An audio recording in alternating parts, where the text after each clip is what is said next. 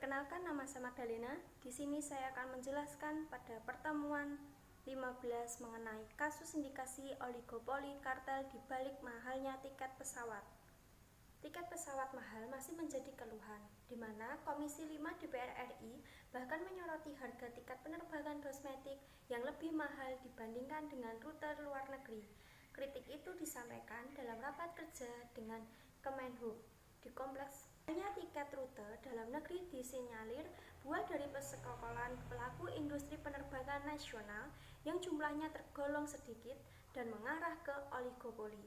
Pembekal barang hanya berjumlah sedikit, sehingga mereka dapat mempengaruhi harga pasar.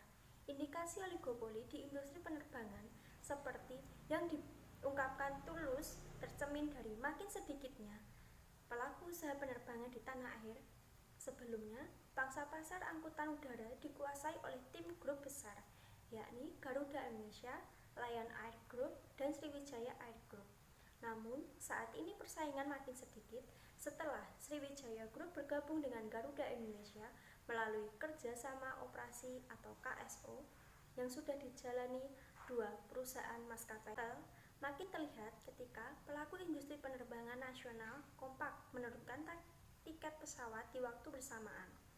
Pada 13 Januari, misalnya, sejumlah maskapai penerbangan yang tergabung dalam Indonesia National Air Carrier atau INACA sepakat menurunkan harga tiket pesawat sebesar 20-60%, di mana keputusan itu diambil setelah maskapai penerbangan berunding dengan Angkasa Pura, Airnav, dan PT Pertamina Persero. Perkenalkan, nama saya Ilma Yunita akan membahas pada pertemuan ke-15, yaitu kasus apa kebijakan pemerintah untuk masalah oligopoli pada kenaikan tiket pesawat. Yang pertama, yaitu turunnya harga mencekik keuangan Pertamina, upaya KPPU mengungkap kartel pendapatan dukungan dari DPR. Yang kedua, dukungan kartel tersebut terbukti, maka para pelakunya harus ditindak tegas.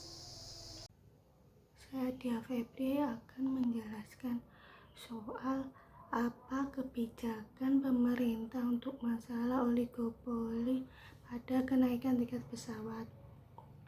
Berdasarkan aturan yang tertulis dalam regulasi itu, seorang direksi atau komisaris di suatu perusahaan tidak boleh duduk di posisi atau menjabat sebagai direksi atau komisaris di perusahaan lain. B. Terutama di lini bisnis yang sama. Aturan tersebut tertuang dalam pasal 26 yang mengatur soal jabatan rangkap. Kalau memang terbukti yang bersangkutan bisa kena denda maksimal 25 miliar dan minimal denda 1 miliar.